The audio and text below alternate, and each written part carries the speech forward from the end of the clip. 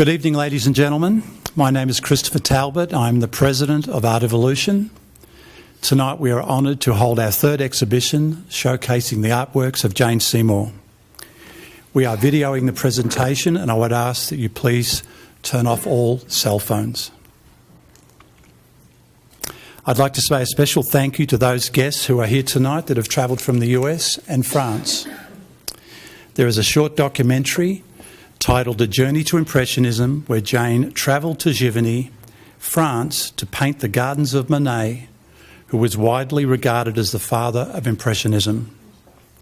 We edited the film so that it be a highlight of tonight's presentation and hope that will help you understand more about this beautiful art form and Miss Seymour, the fine artist.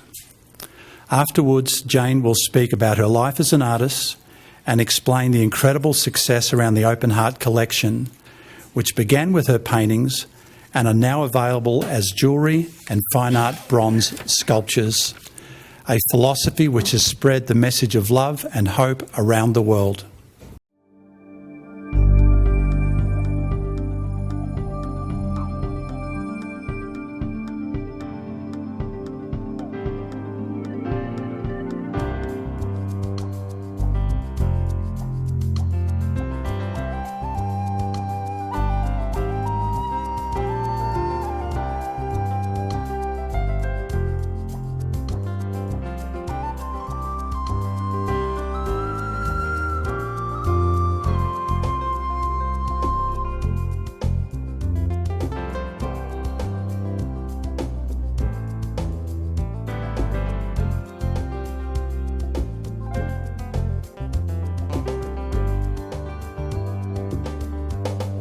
Painting has become a passion for me. It's something I really love. I get totally lost in it.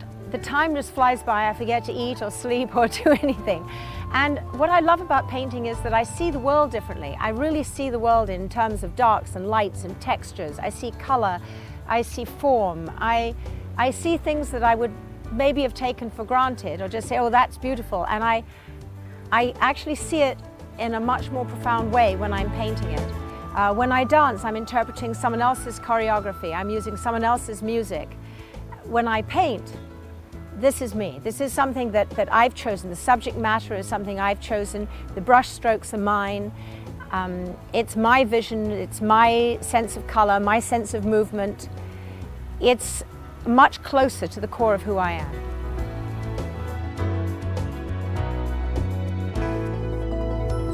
I have an absolute passion for art. I've always had a passion for looking at art, and I've always had a passion for color and form and light and impressionism particularly. I loved the idea of communicating light through color. I loved the idea of the gesture. I loved the idea of the rhythm and the space and the feeling of translucence that came through with these paintings. And I must be very attracted to color. I obviously am a colorist, so I loved that about them. I don't really believe that my art is similar to Monet's art. However, I, like millions before me, have been moved by his paintings and have been excited by the textures and the rhythms and the freedom of expression that is Monet. And Monet is he started Impressionism. He's the man that just said, paint what you see, not what you know. Well, Monet did some of his beautiful paintings on the River Seine, and I just wanted to see what it would be like to sit there on the banks where Monet had sat and where he painted, and I just pulled out my watercolors, and in fact there wasn't really time to paint very much, but I just felt that I wanted to capture that moment. There was a sort of sadness that day actually on the Seine. It was sort of very subdued colors and the weeping willows and the flowing of the water. I just wanted to see what it would be like to paint where he'd painted, to walk in his footsteps, and then rather than painting in his style, paint in my own style.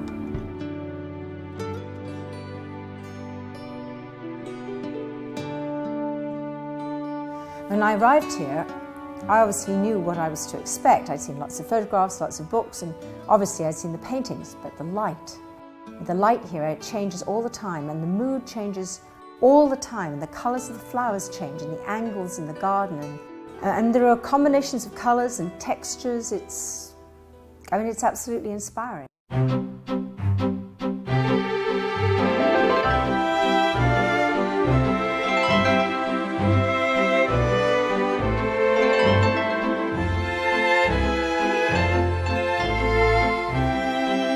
That even when the weather wasn't changing, the light seemed to change the forms. It seemed to change the angles. I mean, like with the way the lilies were floating, the triangles, the angles, the reflections. And of course there's the bridge. I mean, everything, obviously it was beautifully planned. It doesn't seem like a man made it. There's an elegance, a simplicity to it. It's a Japanese style, a style that he so admired in the etchings and all the things that he had. But it's just as obvious in this garden. You can just see that it has a Japanese feel, while at the same time, of course, it's very much a Normandy garden.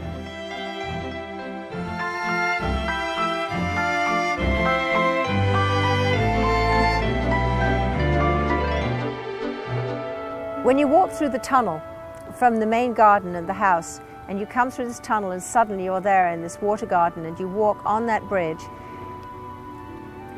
it's a tiny bridge, and it's a magical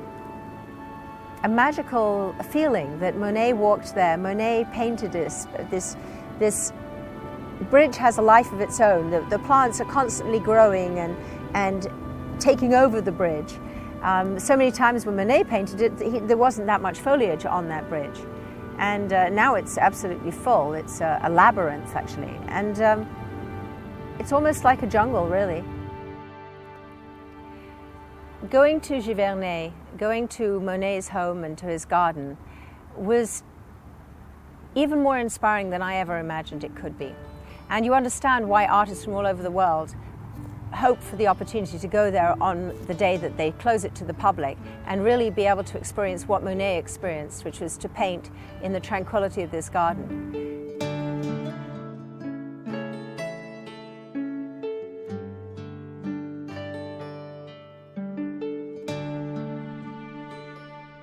You can understand quite clearly why Monet painted that subject and that subject alone for so many years, and why when painters would come and want to see his studio, he would urge them to come outside and he'd walk them around his gardens, because he wanted them to see his inspiration. He wanted them to see how the light changed, how the reflections. I've never seen reflections like it anywhere else. It has to be every painter's dream to walk in the footsteps of a great painter and to be allowed to actually pull out your paintbrushes and be able to apply colour to a canvas in that place. What a privilege it is to be able to do that. Well, I am beyond blessed to be able to paint, and I have the eyesight to be able to find time to put colour on canvas, and apart from my family, it's my greatest joy. It's something I hope I'm going to be able to do for the rest of my life.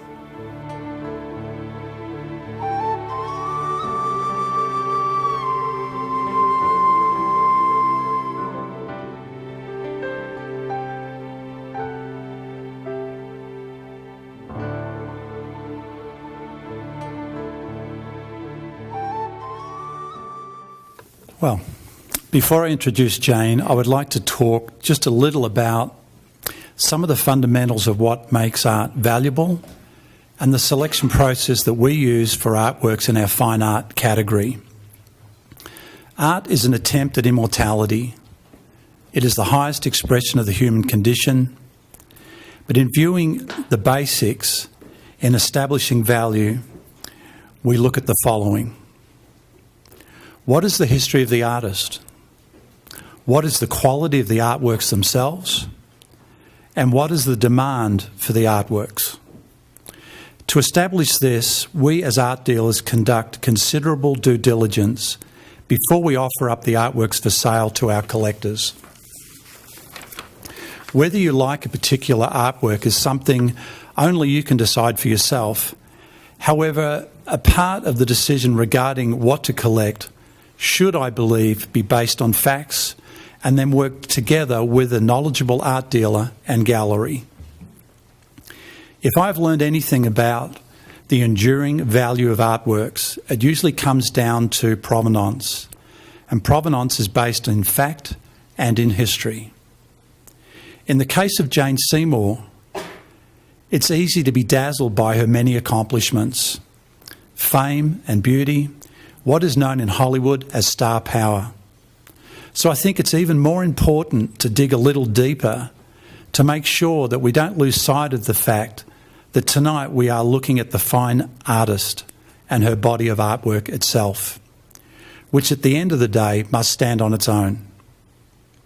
As something of an example, a successful full-time working artist over their entire lifetime may sell somewhere between 300 to 600 artworks and have around 30 to 40 exhibitions. So with that in mind, let's look at the history of Jane Seymour. Approximately 70 movies and TV series. Some of the highlights are War and Remembrance, James Bond, Live and Let Die, Somewhere in Time, East of Eden, The Wedding Crashers, and of course Dr. Quinn, Medicine Woman. She also caused quite a sensation when she performed on Dancing with the Stars. She is an accomplished author, furniture designer, Emmy Award recipient, Golden Globe Award recipient, jewellery designer, philanthropist, has received the Officer of the Order of the British Empire from Queen Elizabeth, has a star on the Hollywood Walk of Fame, executive producer on many of her films and TV series, and most importantly is the mother of 6 children. The artworks are delicate, they are distinctive, and are painted from the heart, which started as a healing process. Many are of flowers which are very dear to Jane, and of course the famous Open Heart collection, which conveys a simple but profound message. If your heart is open, love will find its way in. Let's talk about the history of the artworks. Over 300 exhibitions held to date. More than 6,000 artworks sold to date. The highest prices paid for a single artwork to date, for example, $125,000 for a monumental open heart bronze, $80,000 for an original painting, $65,000 for an original painting. These facts firmly establish Jane Seymour as one of the most successful artists in the world. Jane Seymour is a woman of great passion who is driven to succeed in everything she's involved in. How does a person achieve so much in one lifetime is something only Jane Seymour herself can explain. Ladies and gentlemen, it is my great pleasure to introduce one of the most admired and respected women in the world, Jane Seymour.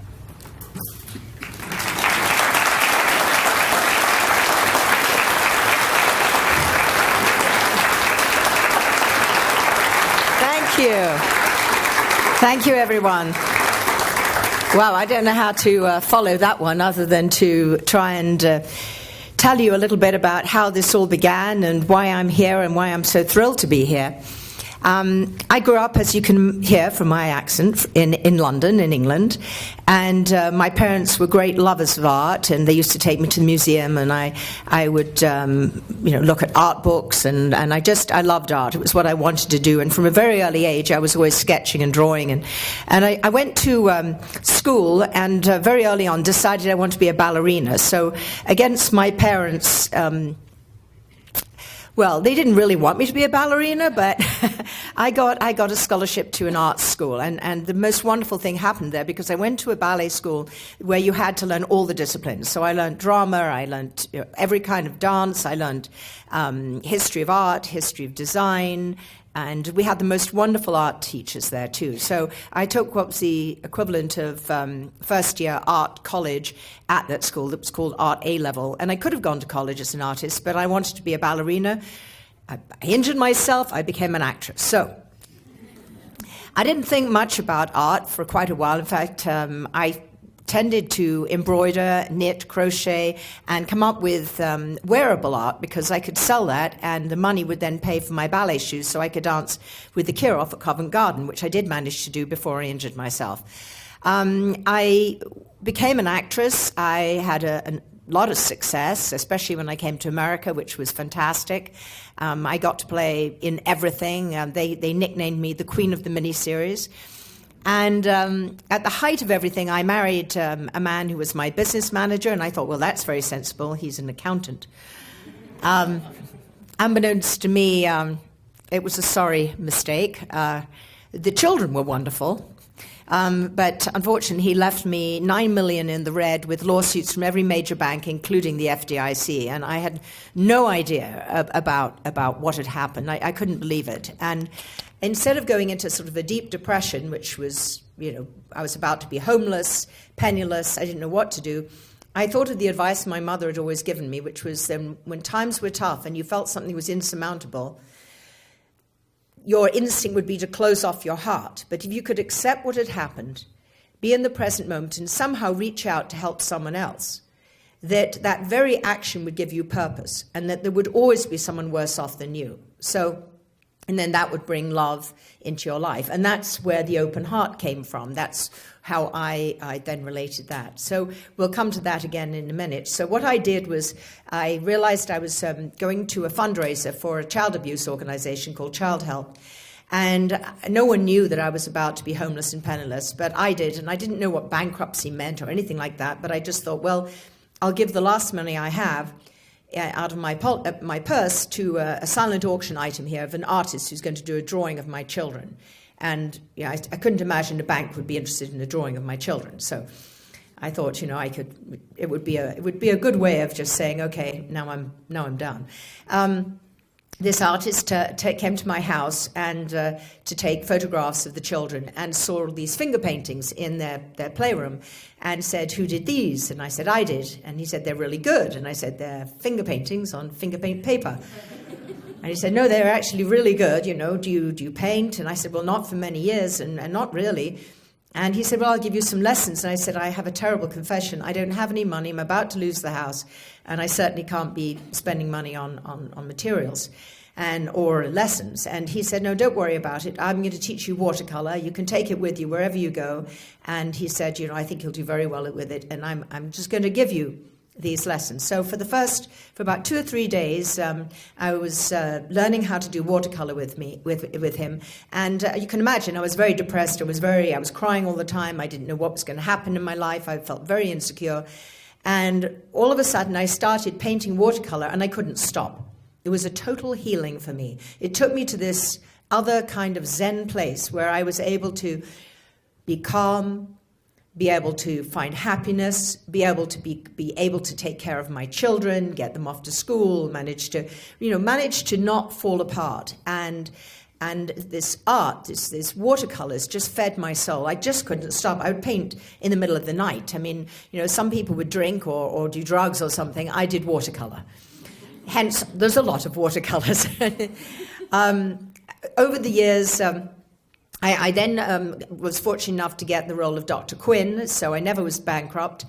Dr. Quinn became a huge success, which even the networks didn't believe was going to happen. And while I was on the set of Dr. Quinn, just to calm myself down again, because I had 9 pages of dialogue every day, we were out in the park, it was pretty stressful, I would do watercolors. So the crew loved my watercolors so much that they made a little table for me, and wherever we were filming, they'd moved the table. And then I think the fireman there, he brought an orchid for me to start painting. And then the crew wanted these paintings, so I made prints. And then they wanted to wear them at work, so I made T-shirts. And then I thought, gosh, people seem to like my work.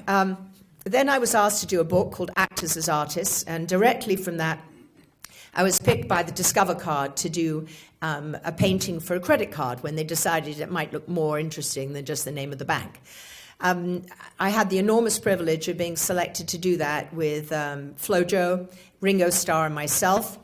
And the launch was at the Guggenheim Museum, and they actually took 3 of my paintings, including the one, of course, on the credit card. And that night, we auctioned off the ones that were on the credit card for Make-A-Wish Foundation, and mine raised $25,000.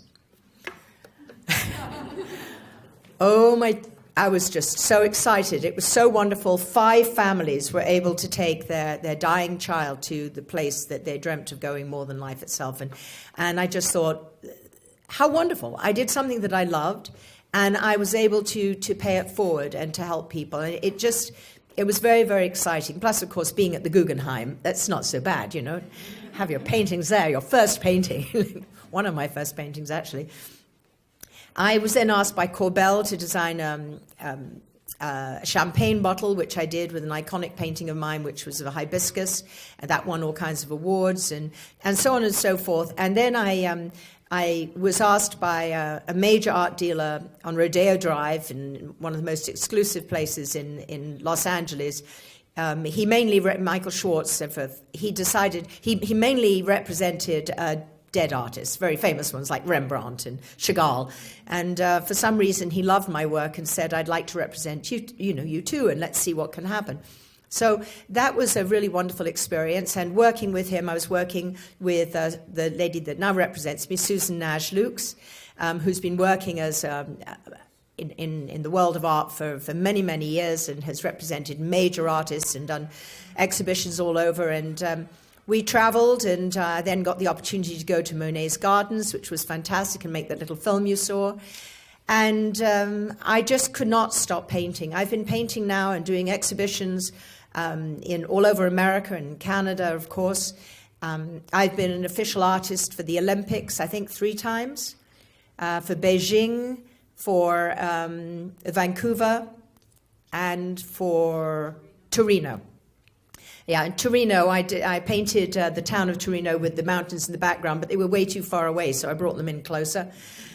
And for Vancouver, I just thought the Olympics, to me, represents the time when people open their hearts. All our different countries, we put our politics aside, and for a few weeks, we honor and applaud and support our athletes as they compete. And so that's why I did the open heart, almost like a snowy open heart, like a slalom.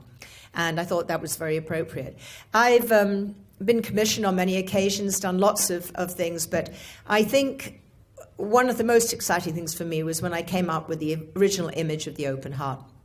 And as much as I'm known as an actress and all kinds of other things, in America now, if you mention my name, people actually talk about the open heart, which has now become the #1 jewelry collection at the #1 jewelry store in America, which is called Kay Jewelers.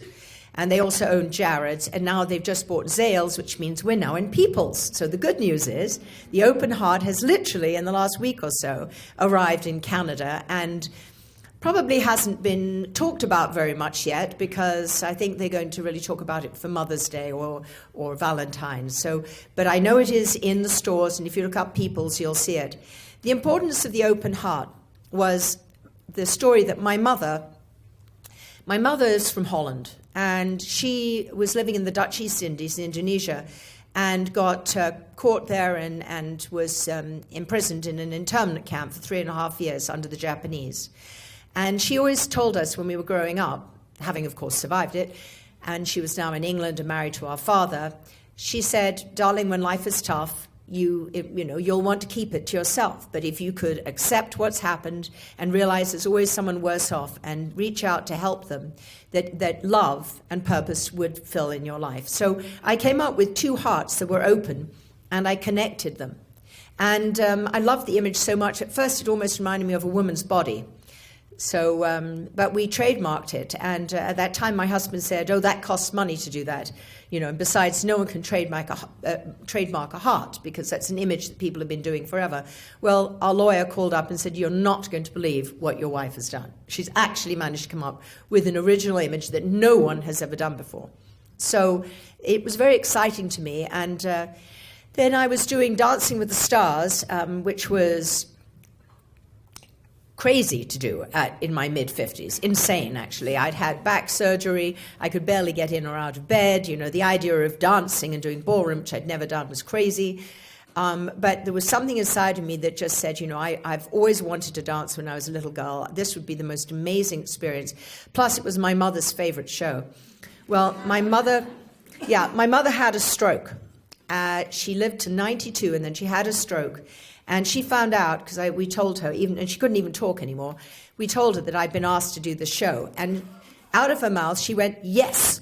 We all went, Mika, that was her name, you just spoke. And she went, mm-hmm. And that was it. So she kind of put down the gauntlet, and I realized I would never see her again. And I realized that was going to be incredibly difficult for me. But at the same time, this was like her gift to me. She wanted me to open my heart. She wanted me to do this, and she knew it would be really important. And so I had one single necklace made of the open heart, which I wore when I competed. And people would say, what's that? And I'd say, well, this is what it means to me and whatever. And of course, the artwork, had been out already. And in many art shows, people loved it, and people would want to purchase an original open heart painting. And one day, when you worked with ABC, they'd like you to meet sponsors and things. And one day I had a dinner, and I met some people, and I had no idea who they were. They were men, and they asked about my necklace, and I told them what it meant and what it was and how I designed it and owned it. And about 10 minutes later, they said, you don't know who we are, do you? And I looked at them and I went, you're right, I don't. I am in my mid-50s. You just gave me my second glass of the finest white wine I've ever drunk, and I've always been really bad at names. So I'm going to make a guess here, Bob, Mark. And fortunately, I got at least 2 or 3 of them right. And they laughed and they said, no, we're the #1 jewelers in America, and we want to do something with this. Who do we talk to? So I said, you're talking to the right person. I designed this, I created it. And anyway, long story short, I designed 42 different designs. They tested it tested through the roof. It sold 4 times what they'd hoped. And I said to them, if we're going to work together, the most important thing to me is the message my mother gave me, because everyone in life deals with challenge. There's not a person on the planet that doesn't at some point have something very difficult they have to go through. And besides which, if you're in a relationship, relationships aren't plain sailing either. So there are times when you need to accept that maybe something went wrong or that your communication isn't great, but if you can open your heart and reach out, there's a chance of having a relationship that lasts for a long time. And I also felt it applied to children too. So we really kind of showed people what the message was, and I thought, while we're doing that, I should write a book. That way we'll be able to tell it in more than 30 seconds. And then, of course, we started a foundation because we felt that there were people that really characterized that way of living. And there's an American broadcaster called Robin Roberts who was diagnosed with cancer, breast cancer.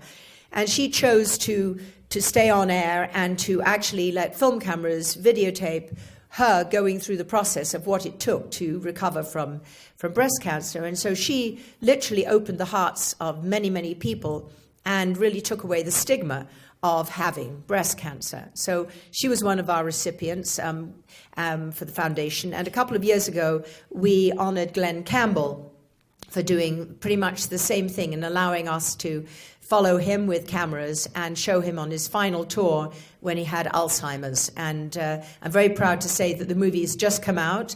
I believe it won Best Film in its category and documentary in Edmonton and Vancouver. So thank you, Canada.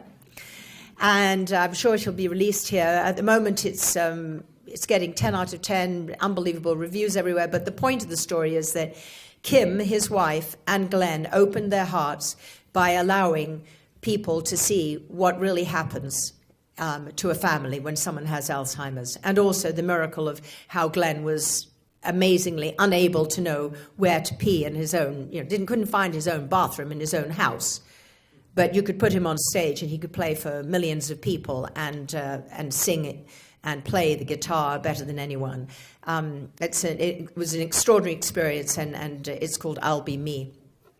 But the open heart and the theme of the open heart continues, and I came up with new images, of which there are some original paintings too in the gallery, of, for example, the family. Now, the family would be an open heart that connects to another open heart that connects to another and another.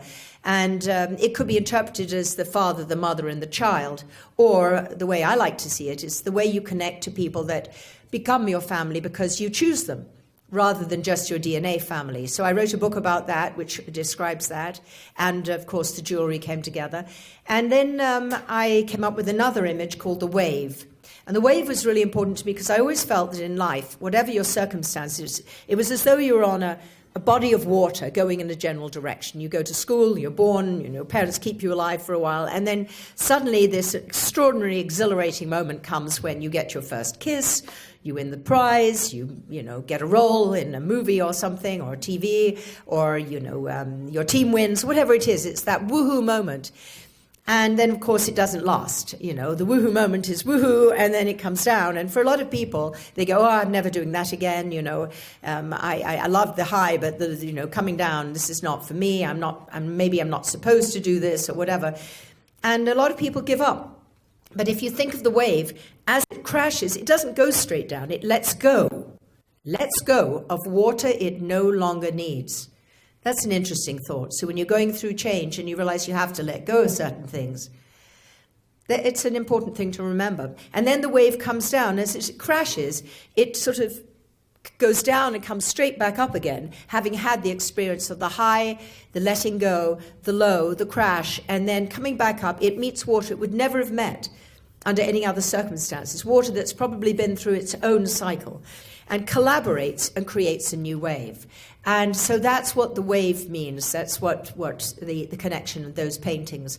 And now it's become a jewellery line as well. So other things you'll see when you see my art, for example, there's one right there with a ballet shoe. That ballet shoe is Makarova's ballet shoe. She was danced at the Kirov and defected when I was just a little quarter ballet person. That shoe sits by my bed and reminds me every day of how much I love ballet. So I put that in my paintings. The flowers that you see, I love single flowers, head on. To me, they're like portraits of people. They have character. They're not just a generic flower. They're flowers that I grow, flowers that I photograph, and then flowers I choose to do. Monet did his artwork. They're huge. I wanted to have my version of Monet, which is maybe slightly more colourful, and I wanted to have it in the size that you could put it in a home. I paint wherever I go. I sculpt the open hearts. They're limited edition bronzes. They come in a lot of different colors and different finishes. We have small ones, medium size, and then the most extraordinary one, I have one in my back garden, which is absolutely beautiful, a huge, big open heart bronze. There's one in Akron, Ohio. I'm hoping there'll be one here in Calgary. My dream is that these open heart sculptures will be in public places and people will pose on them, sit on them, climb on them, have them be part of the environment and part of the subliminal message that the open heart is like a universal symbol of giving and receiving love. When I did my research on what the open heart meant, I realized that every scripture, every culture, every faith, and even every non-faith, and every inspirational person speaks of opening your heart. And then it was pointed out to me by someone that bought one of my open heart sculptures. He was a heart doctor. He said, if the heart is not open, he said, I'm in business. Or you're dead. Either way. But I paint very personal. These are like my babies, these paintings. And if you come in and you see something you love, I mean, that one there of me, this is me in my garden at St. Catherine's. It was the last day I was at this house that I had that was over 1,000 years old. I paint a lot of women and children and babies on the beach because the ocean to me is just very transformational. That one of the woman in the red dress is me. The shadow is attached to her. That's her past, but she's looking towards the future. She sees the turbulence of the ocean, which is life, and yet there's strength in her back, and she's looking towards the future. So there are stories behind everything I do. I quite often put myself in a painting, only because other people might hire an artist. I mean, not an artist, hire a model to pose.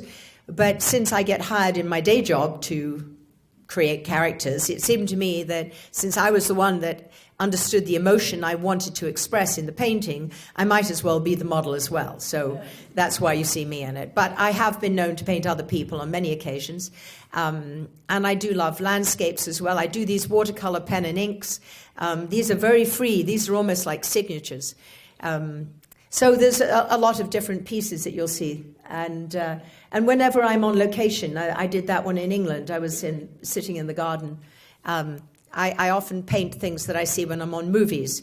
I take my watercolors with me wherever I go. So I can't think of anything much else to tell you other than that this is my passion, and when I start painting, I forget to eat or sleep or drink or do anything. I just can't stop. And some of the watercolor pen and inks you'll see, the sort of little ditzy kind of print things, they get transferred into fabrics for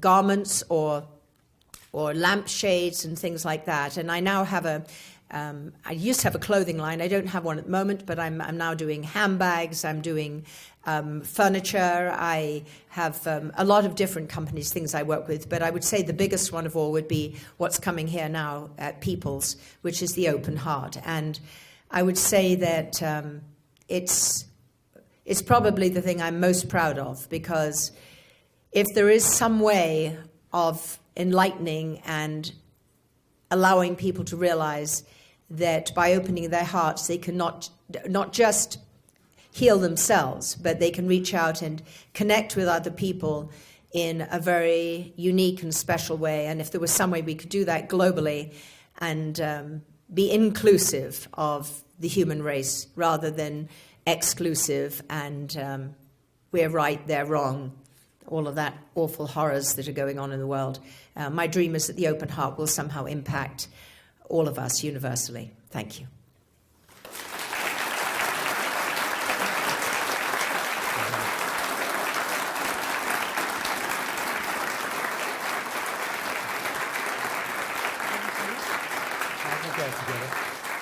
So, ladies and gentlemen, that concludes our presentation. If you'd like to make your way to the lounge, we'll open the gallery where there are refreshments and food. Thank you. See you there.